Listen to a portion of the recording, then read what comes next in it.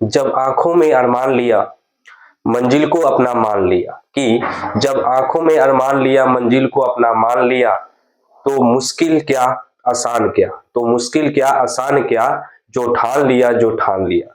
जी हाँ दोस्तों, आप सभी का स्वागत है हमारे चैनल SSTY चंदन सर में। तो देखिएगा, इस चैनल पे मान लीजिए कि आपका 10th का एग्जाम आ चुका है और 12th का एग्जाम आ चुका है, मात्र एक मंथ बचा हुआ है बोर्ड एग्जाम 2025 का। तो इसमें हम क्या करने वाले हैं कि ऑब्जेक्टिव क्वेश्चन और सब्जेक्टिव क्वेश्चन, याद रखिएगा कि पे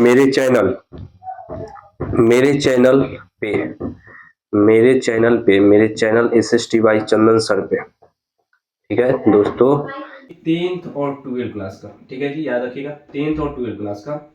इसमें इंपॉर्टेंट क्वेश्चन ऑब्जेक्टिव और सब्जेक्टिव क्वेश्चन, ऑब्जेक्टिव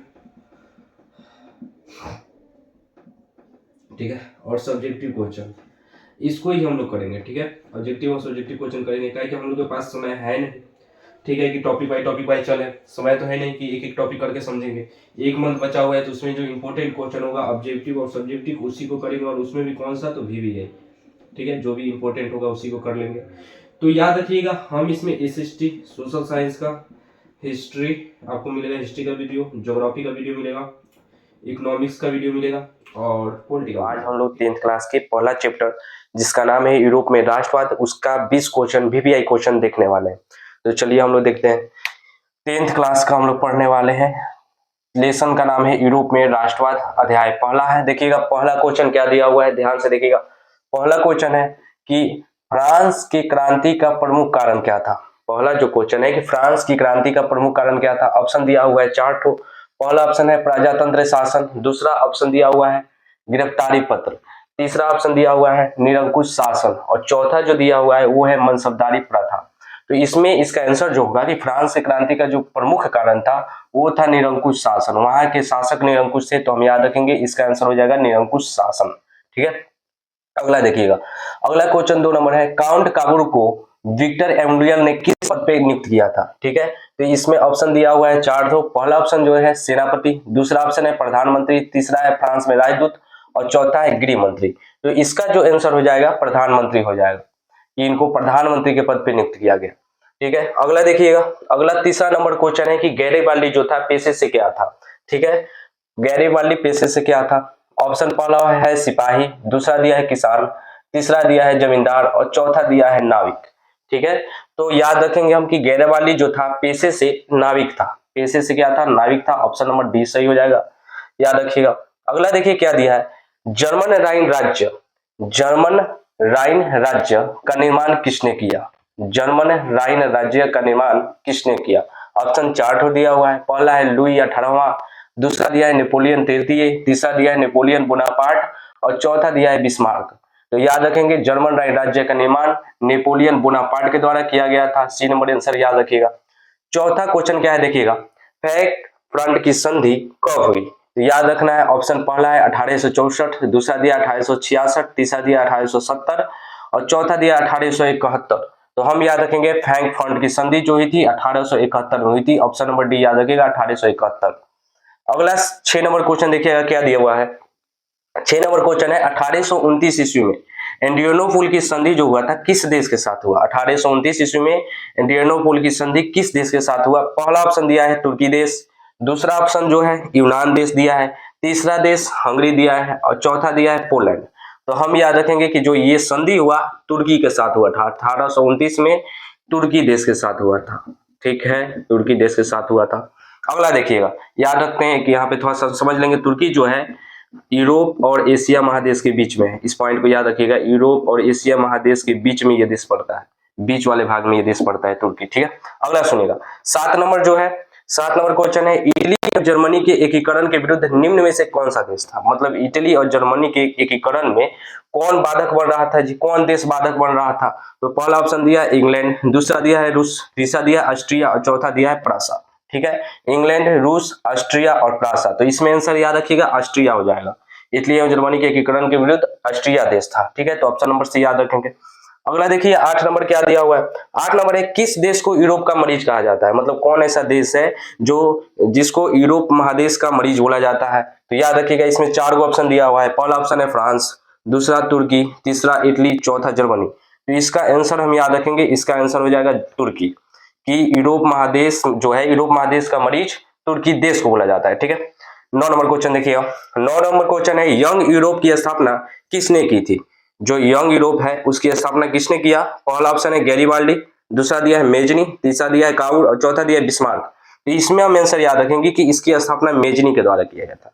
इसकी स्थापना जो हुआ था मेजनी के द्वारा हुआ था। ठीक है, याद रखिएगा कि यंग यूरोप की स्थापना किसने किया? मेजनी ने, यंग यूरोप। ठीक है, इसकी स्थापना जो किया था, की स्थापना, ठीक है, यहाँ पे हम याद रखेंगे मेजनी के द्वारा हुआ। ठीक है, अगला देखते हैं 10 नंबर क्वेश्चन देखते हैं। 10 नंबर क्वेश्चन है, जर्मनी का एकीकरण किस युद्ध के द्वारा हुआ? मतलब जर्मनी का एकीकरण किस युद्ध के द्वारा हुआ था?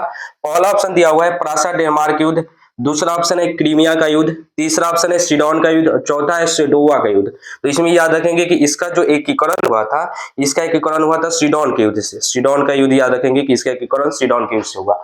चलिए तो हम लोग 11 नंबर क्वेश्चन देखते हैं। 11 नंबर क्या दिया है? 11 नंबर है, यूरोपीय राष्ट्रवाद से प्रभावित होकर किस भारतीय शासक ने जैकोबिन क्लब की स्थापना की? यूरोपीय राष्ट्रवाद से प्रभावित होकर किस भारतीय शासक ने जैकोबिन क्लब की स्थापना की? ऑप्शन पहला है ए नंबर हैदर अली, दूसरा है टीपू सुल्तान, तीसरा है सलार जंग और चौथा है शिवाजी। तो इसमें हम याद रखेंगे कि इसका आंसर जो हो जाएगा टीपू सुल्तान हो जाएगा। टीपू सुल्तान हो जाएगा इसका आंसर, कि ये भारतीय शासक थे, इन्होंने भारत में जैकोबिन क्लब की स्थापना किया। चलिए 12 नंबर क्वेश्चन देखते हैं। 12 नंबर है, सेल्सविग और होल्स्टीन का संबंध किस देश के एकीकरण से है? ऑप्शन 4 को दिया हुआ है। पहला ऑप्शन है इटली, दूसरा है इंग्लैंड, तीसरा जर्मनी और चौथा है अमेरिका। इसका आंसर हम याद रखेंगे जर्मनी होगा, कि सेल्सविग और होल्स्टीन का संबंध जर्मनी देश से। ठीक है, अगला देखते हैं। अगला क्वेश्चन है, जलवेरिन एक संघ था, मतलब जलवेरिन एक संघ था, किसका संघ था? ऑप्शन 4 को है। पहला है आर्थिक संघ, दूसरा है व्यापारिक संघ, तीसरा है राजनीतिक संघ और चौथा है सांस्कृतिक संघ। कि आर्थिक संघ था, कि व्यापारिक संघ था, कि राजनीतिक संघ था, कि सांस्कृतिक संघ था? तो हम याद रखेंगे ये आर्थिक संघ था। ठीक है, 14 नंबर क्वेश्चन देखते हैं। 14 नंबर क्वेश्चन है, यंग इटली नामक संस्था का संस्थापक कौन था? यानी जो यंग इटली नामक संस्था बना, उसका स्थापना किसने किया? ठीक है, तो यंग इटली, इसकी इसके संस्थापक, इसमें 4 को ऑप्शन दिया है, इसमें आपको आंसर याद रखना है, इसकी स्थापना करने वाले संस्थापक इसके मेजनी थे। ठीक है, गैरीबाल्डी, बिस्मार्क, मेजनी, मेटरनिक। ठीक है, 4 को ऑप्शन दिया है, तो इसमें इसे याद रखेंगे कि मेजनी ने यंग इटली नामक संस्था की स्थापना किया। ठीक है, संस्थापक थे। 16 number question, sorry 15 number question देखते हैं। 15 नंबर क्वेश्चन दिया है, लव एवं रक्त नीति का अवलंबन किसने किया था? ठीक है, 4 को ऑप्शन इसमें भी है। पहला ऑप्शन है बिस्मार्क, दूसरा गैरीबाल्डी, तीसरा नेपोलियन, चौथा हिटलर। ठीक है, याद रखिएगा, तो इसमें आंसर हो जाएगा कि लव एवं रक्त नीति का अवलंबन करने वाला व्यक्ति था बिस्मार्क। ए नंबर इस आंसर याद रखिएगा, ए नंबर ऑप्शन बिस्मार्क ने किया था। 16 नंबर क्वेश्चन देखते हैं। 16 नंबर क्वेश्चन है, 1848 की यूरोपीय क्रांति में यूरोप का कौन सा देश शामिल था? मतलब कि 1848 ईस्वी में जो यूरोपीय क्रांति हुई, इसमें यूरोप महादेश का कौन सा देश शामिल था? पहला देश दिया है स्विट्जरलैंड, दूसरा हो जाएगा ऑस्ट्रिया, तीसरा हो जाएगा फ्रांस और चौथा होगा हंगरी। तो ये चारों में से कौन सा देश होगा? तो आपको याद रखना है फ्रांस हो जाएगा, ऑप्शन नंबर सी, कि 1848 की यूरोपीय क्रांति हुआ उसमें फ्रांस शामिल था, ये चारों में से। ठीक है, यूरोप का जो देश है फ्रांस, ये शामिल था। 17 नंबर देखते हैं।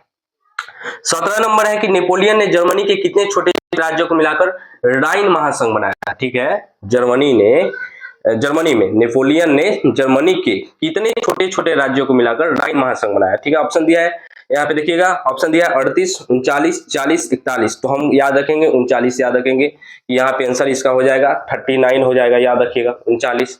चलिए अगला देखते हैं 18 नंबर क्वेश्चन। 18 नंबर है, नेपोलियन का जन्म किस द्वीप पर हुआ था?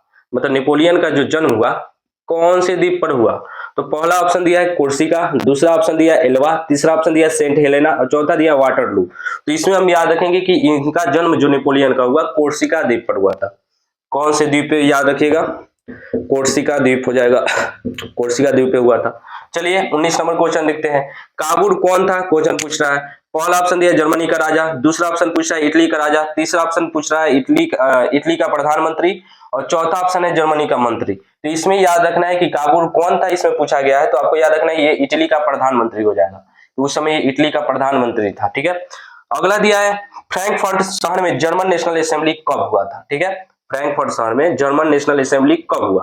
पहला ऑप्शन है 18 मई 1848, दूसरा ऑप्शन दिया हुआ है 20 मई 1848, तीसरा दिया है 15 मई 1848 और चौथा दिया है 21 मई 1848। तो यहाँ पे याद रखिएगा 18 मई 1848 इसका आंसर हो जाएगा कि 18 मई 1848 ईस्वी में फ्रैंकफर्ट की संधि हुई थी। तो चलिए आज 20 क्वेश्चन क्लियर। इसमें से अगर आपको कोई क्वेश्चन समझ में ना आया हो, चाहे अगर लगता हो कि सर यहाँ पे बता दिए लेकिन ये क्वेश्चन हमको ना समझ में आया, किसी के बारे में जैसे कोई टॉपिक हो गया, जैसे आपको नेपोलियन के बारे में समझ रहे थे किस द्वीप पर हुआ, लेकिन अगर ये कोर्सिका द्वीप कैसा है इसके बारे में जानकारी लेना है तो आप कमेंट कर दीजिएगा, हम अगले वीडियो जो अगला वीडियो होगा उसमें उसके बारे में पूरा क्लियर कर देंगे। ठीक है, धन्यवाद।